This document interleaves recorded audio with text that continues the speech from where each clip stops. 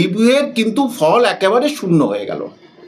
অর্থাৎ পরীক্ষা ওদের দিতেই হবে, আর এদের টাকা আজ নয় কাল ফেরত দিতেই হবে। সেই 3 তারিখের পরে এতদিন হয়ে গেল, এবারে সামার ভ্যাকেশন পড়ে গেল, তবুও কিন্তু সেটা বিচারপতির চেম্বারে পৌঁছালো না। কেন? এই করে করে যদি আমার ভোটটা এসে যায়, তাহলে তো আমি ভোটে জিতে যাব, তখন এসব কিছু আমি একদম বাতিল করে দেবো, যে এসব এখন ছাড়ো, আমি মানুষের ভোটে জিতে এসেছি। কারণ এই রায়ের কোনো চেঞ্জ হতে পারে না, বরঞ্চ ওরা আরও সমাজের কাছে আরও বেশি চিহ্নিত হয়ে গেল যে সত্যি সত্যি কারা কারা অযোগ্য, আর যে যা খায় সে তাই পায়খানা করে না। এই প্রবাদটা পরিষ্কার খেটেছে মাননীয় মুখ্যমন্ত্রীর ক্ষেত্রে। এজন্য একটা গেট ভেঙেছে। আপনি তো বিধানসভা ভাঙচুর করেছিলেন, তা সেইটা আগে বলুন যে আমিও বিধানসভা ভাঙচুর করেছিলাম, সত্যি সত্যি তোমরা আমাকে ফলো করছো। এখন মুখ্যমন্ত্রী, মাননীয় মুখ্যমন্ত্রী তথা রাজ্য সরকার এই অযোগ্যদের 12% সুদ হারে টাকা এখনো ফেরত নিচ্ছে না। যে যদি টাকা ফেরত চায় তাহলে কিন্তু তারা পটাপট সব নামগুলো বলে দেবে। এবং কাদের নাম বলবে? মানে এত নির্লজ্জ বেহায় হয়েছে এই যে অযোগ্য ছেলে, এরা শিক্ষক শিক্ষিকা, এরা তো কোনোভাবে এদের আমি শিক্ষক শিক্ষিকা বলতে পারি না। রিভিউয়ের কিন্তু ফল একেবারে শূন্য হয়ে গেল।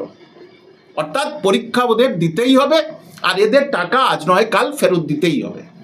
দেখুন, ওরা তো একেবারে প্রথম থেকেই ওরা একেবারে স্ট্যাম্পড অযোগ্য, এটা সবাই জানে। এবং হাইকোর্ট তথা সুপ্রিম কোর্টকে একেবারে পরিষ্কার পরিচ্ছন্নভাবে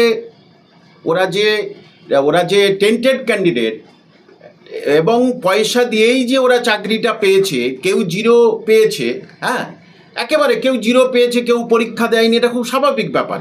তো এইভাবেই চাকরি পেয়েছে, সুতরাং এই রায় যে থাকবে এটা একেবারে পরিষ্কার যে এই রায় থাকবে, কারণ এই রায়ের কোনো চেঞ্জ হতে পারে না। বরঞ্চ ওরা আরও সমাজের কাছে আরও বেশি চিহ্নিত হয়ে গেল যে সত্যি সত্যি কারা কারা অযোগ্য, এবং তারা অযোগ্য বলেই তারা সেখানে গেছে আর কি। যে আমাদের রুজি রোজগার কি হবে? যে পিছন থেকে ওখানে প্রবেশ করেছে তার আবার রুজি রোজগার কি হবে? সে কিভাবে চাকরিটা পেল সেইটাই প্রশ্ন। এবং সবচেয়ে বড় কথা, এখন মুখ্যমন্ত্রী, মাননীয় মুখ্যমন্ত্রী তথা রাজ্য সরকার এই অযোগ্যদের 12% সুদ হারে টাকা এখনো ফেরত নিচ্ছে না। এটা আমাদের রাজ্যের একটা লজ্জা। এবং এরা, এই সরকার সুপ্রিম কোর্টকে মানে না। দেখুন, সুপ্রিম কোর্টের দুটো রায়, একটা মানছে কি তোমাদের পরীক্ষায় বসতে হবে, এটাই মানছে, কিন্তু মানবে না কোনটা? টাকা ফেরত দিলে মানবে না, এটা মানছে না। তার কারণ কি? যে যদি টাকা ফেরত চায় তাহলে কিন্তু তারা পটাপট সব নামগুলো বলে দেবে। এবং কাদের নাম বলবে? যে নামগুলোর সঙ্গে মাননীয় মুখ্যমন্ত্রী ওতপ্রোতভাবে জড়িত, সেই নামগুলোই কিন্তু বলে দেবেন। আর তার ফলে মুখ্যমন্ত্রীর গদি নিয়ে তখন টানাটানি শুরু হবে যে কারা কারা টাকা নিয়েছে। আর এই জন্যেই টেন্টেডদের পাশে এরকমই আছে। এবং রাজ্য সরকারের একেবারে মানে শুভেচ্ছা আছে ওদের প্রতি, যে ওরা যেন জিতে আসে এবং ওদের যেন চাকরিটা থাকে। এটার একটা কি বলো লাস্ট, যে এটাতে এইবারে যে রিভিউয়ের কিন্তু ফল একেবারে শূন্য হয়ে গেল।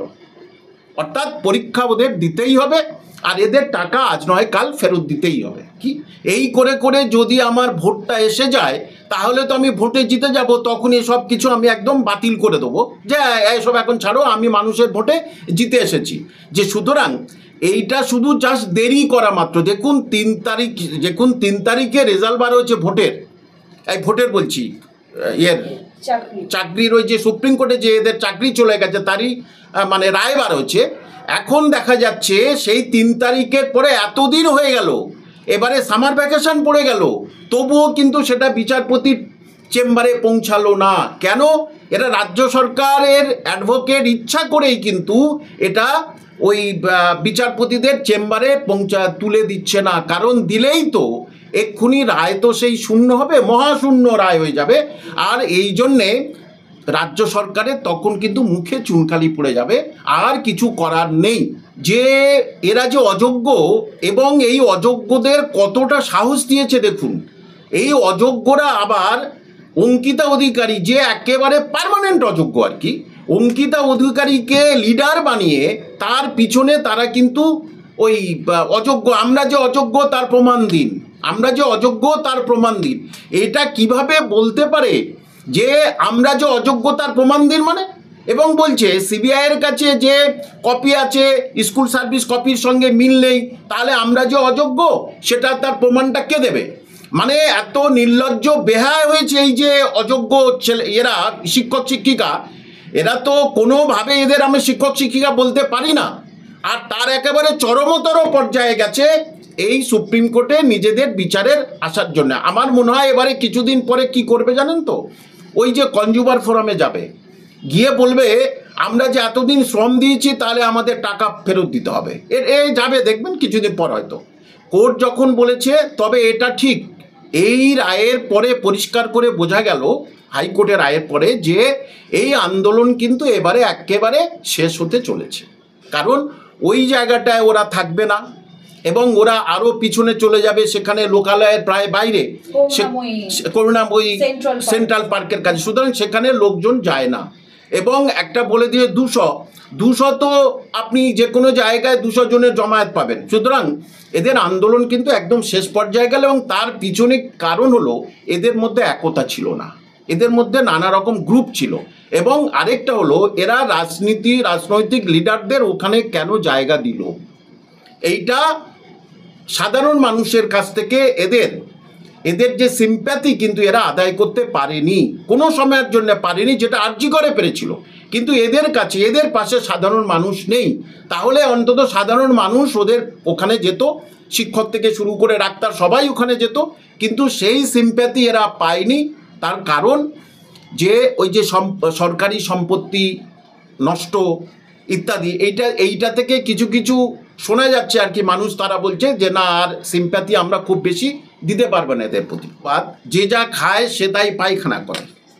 আমি দর্শক বন্ধুদের এটা কিছু মনে করবেন না, এই প্রবাদটা পরিষ্কার খেটেছে মাননীয় মুখ্যমন্ত্রীর ক্ষেত্রে। উনি তো আন্দোলন করেছিলেন, উনি তো বিধানসভা ভাঙচুর করেছিলেন, এজন্য একটা গেট ভেঙেছে, আপনি তো বিধানসভা ভাঙচুর করেছিলেন। তা সেইটা আগে বলুন যে আমিও বিধানসভা ভাঙচুর করেছিলাম, সত্যি সত্যি তোমরা আমাকে ফলো করছো, সত্যি সত্যি তোমরা আমাকে ফলো করছো। এই জন্যে লক্ষণরেখা বলতে উনি কি বলেছেন, নিজে তো লক্ষণরেখা ভেদ করে দিল। এবং এর আগেও অনেক কিছু করেছে, ধর্ণা বসেছে, এই করেছে, ইত্যাদি করেছে। তাহলে আপনি আন্দোলনের মাধ্যমে আজকের মুখ্যমন্ত্রী হয়েছেন, তাহলে সেই আন্দোলনের দিকে এত ভয় কেন বলুন তো? কারণ জানে এই আন্দোলনের মাধ্যমে উনি মুখ্যমন্ত্রী হয়েছেন, সিপিএমকে হটিয়েছেন। তাহলে এই আন্দোলনকে যদি আমি এখন যদি বন্ধ না করি, তাহলে এই আন্দোলনের পরে আমার গদিটা কিন্তু চলে যেতে পারে। আর সেই জন্যেই কিন্তু এই আন্দোলনের উপরে উনি চোটে একেবারে লাল, রক্ষণরেখা বারবারই বলছে। তবে কোর্টকে ওনার ধন্যবাদ দেওয়া উচিত যে মাননীয় বিচারপতি যা রায় দিয়েছে তাতে কিন্তু এই আন্দোলন এবারে ধামাচাপা পড়ে যাবে। এবং সুপ্রিম কোর্ট ছুটি পড়ে গেছে, আর 2 মাস পরে কোর্ট খুলবে, তারপরে রিভিউটা হবে। কিন্তু তারপরেই কিন্তু অনেক কিছু ঘটে যাবে, নতুন বিজ্ঞপ্তি দিয়ে দেবে। সুতরাং আন্দোলন একেবারে ভেস্তে চলে গেল। হচ্ছে গিয়ে উনি কি বলেছেন, দুর্নীতি হয়নি কিন্তু বেনিয়ম হয়েছে, এটা বলেছে। আচ্ছা, একটা বেনিয়ম, দুটো বেনিয়ম, 3টে বেনিয়ম ইকুয়াল টু দুর্নীতি তো? অর্থাৎ দুর্নীতিটার মূল হচ্ছে কি বেনিয়ম, বেনিয়ম না হলে দুর্নীতি হয় না। অর্থাৎ মানে যে পরীক্ষা দেয়নি সে চাকরি পেয়েছে, তার মানে বেনিয়ম হচ্ছে প্রথম। তাহলে বেনিয়ম করে এখন সে দুর্নীতি করে চাকরিটা, তাহলে দুর্নীতি এখানে প্রতিষ্ঠিত, একেবারে মানে প্রতিষ্ঠিত দুর্নীতি হয়েছে।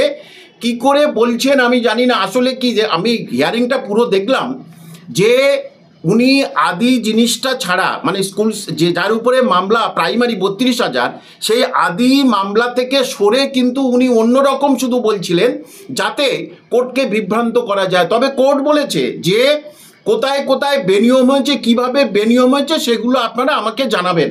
কোন জায়গায় কিভাবে বেনিয়ম হয়েছে সেটা প্রাথমিক শিক্ষা পর্ষদকে জানাতে বলেছে। অর্থাৎ বেনিয়ম যে হয়েছে মানে দুর্নীতির কাছাকাছি হচ্ছে বেনিয়ম, সেটা যে হয়েছে সেটা একেবারে প্রতিষ্ঠিত। কারণ এটা প্রাথমিক শিক্ষা পর্ষদ স্বীকার করেছে। দেখুন, একটি আমার কাছে একজন সে এসেছিল, সে কেস করেছিল, তার পাড়ায় একজন, সে পরীক্ষা দেয়নি, বলে গেছে আমি পরীক্ষা দেবো না, সে পরীক্ষা দেয়নি, সে স্কুলে চাকরি পেল। ওই ছেলেটা আর কয়েকজন মিলে তারা একটা আরটিআই করলো সেই স্কুলে, এবং সেই স্কুল থেকে বলল হ্যাঁ এই দিন এই সময়ে জয়েন দিয়েছে। তারপরে ওই নাম নিয়ে প্রাথমিক শিক্ষা পর্ষদে আরটিআই করলো যে কি পরীক্ষা দিয়েছিল, প্রাথমিক শিক্ষা পর্ষদ তাদের বলে দিয়েছে এ পরীক্ষা দেয়নি। অর্থাৎ সুতরাং এইরকম অনেক কেস আছে। তাই এটা কি, এটা তো প্রথম বেনিয়ম হয়েছিল, তারপরে তো দুর্নীতি ধরা পড়লো। সুতরাং বেনিয়ম করছে, বলুক না যে কোনো বেনিয়ম হয়নি, কোনো কিছু বেনিয়মে আমরা ফ্রেশভাবে নিয়েছি। তাহলে কে কত পেয়েছে, মানে রিটেনে কত পেয়েছে, একাডেমিকে কত পেয়েছে, ইন্টারভিউ কত পেয়েছে, সেই নাম্বার দিচ্ছেন না কেন? যদি বেনিয়ম না হয় তাহলে নাম্বারটা দিতে আপনাদের ভয় কোথায়, কোথায় ভয়? এবং আরেকটা দেখুন, যে বলছে যে টিচিং অ্যাপ্টিটিউড হয়েছে, একেবারে খাঁটি মিথ্যা কথা, অসত্য কথা একেবারে। টিচিং অ্যাপ্টিটিউড হয়েছে মানে সারা পশ্চিমবঙ্গে তারা ইন্টারভিউ দেওয়ার পর, এর সঙ্গে আমি যুক্ত যেহেতু স্টুডেন্টরা আসে, সারা পশ্চিমবঙ্গে ছেলেমেয়েরা যত জায়গায় ইন্টারভিউ হয়েছিল কোথাও তারা বোর্ড ওয়ার্ক করেনি। আর মাননীয় বিচারপতি অভিজিৎ গঙ্গোপাধ্যায় যারা ইন্টারভিউ নিয়েছিলেন তাদের ডেকে বলেছিল আপনারা কোনো টিচিং অ্যাপ্টিটিউড করেছিলেন না, টিচিং অ্যাপ্টিটিউড হয়নি। তাহলে কি করে উনি বলেন যে টিচিং অ্যাপ্টিটিউড নেওয়া হয়েছিল? আদৌ টিচিং অ্যাপ্টিটিউড নেওয়া হয়নি। টিচিং অ্যাপ্টিটিউড দুটো ভাগ, একটা হচ্ছে কমিউনিকেশন, একটা হচ্ছে কে ডেমনস্ট্রেশন, মানে কিভাবে পড়াবো আর কি, বোর্ড ওয়ার্ক, সেটা আদৌ হয়নি। সুতরাং তাহলে কি করে বলেন যে টিচিং অ্যাপ্টিটিউড নেওয়া হয়েছিল? একেবারে অসত্য কথা। দেখুন, এটা যতটা আমি শুনতে পাচ্ছি এটা মোটামুটি এই 25 থেকে 27 তারিখের মধ্যে দেবে। 25, 26, 27 এই সময়ের মধ্যে দিতেই হবে, না হলে 31 তারিখে কোর্টে গিয়ে সেখানে বলতে হবে যে আমি কিন্তু এই বিজ্ঞপ্তি দিয়েছি। সুতরাং এটা কতটা দেরি করা যায়, সব বিষয়ে কতটা দেরি করা যায়, মানে এইবারে এই যে যারা ওখানে অযোগ্যরা সুপ্রিম কোর্টে গেছিল, ভেবেছিল তারা যদি একটু জিতে আসে, ভালো রায় পায়, তারপরে ভেবেচিন্তে আমি বিজ্ঞপ্তিটা দেবো, এটাই।